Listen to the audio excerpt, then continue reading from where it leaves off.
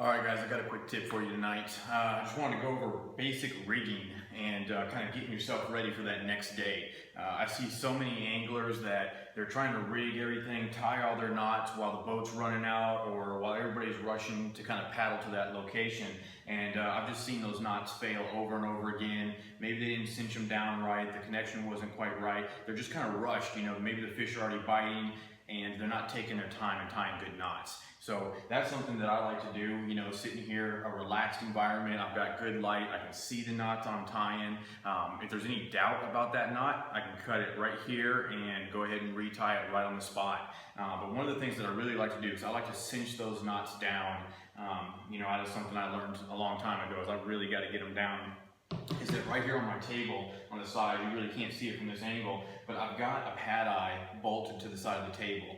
And so what that allows me to do is to get the hook underneath there so that I can really cinch and pull on that line just to make sure that knot is really, really seated. Because, one of the things that I've always told all my customers is that if a knot fails, that's not the fish's fault. It's one of those things that you just want to practice and practice and practice. And nowadays with the way that the yardage on spools is set up, you pretty much are always going to have a little bit of line left over after it gets spooled up. And so, take that line, throw it in your truck, and while you're in line at the bank or you're in line at Whataburger or whatever it may be, practice a couple knots. That's one of those things that you just really, really want to have dialed in.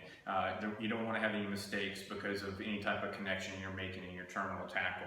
And then when you're out in the water too, utilize, if you're on a kayak, utilize the pad eye or something that everybody's got, or pliers. I use this split ring that's on the bottom of this plier all the time. I'll grab that hook and I'll sit there and I'll cinch that line down really, really tight just to make sure that I have a good, clean connection. I just want to have the confidence in my knots just to make sure that no matter what, that's one less thing I have to worry about. With all the other things going on, I don't want to have to worry about my connections with my terminal tackle. So that's just a quick tip for you guys. Take an extra pad eye, put it on your workbench, make sure you've got one mounted on the kayak somewhere, or utilize something like pliers, something you can pull on it really well with, and just make sure that your knots are cinched down. Take the time to practice that.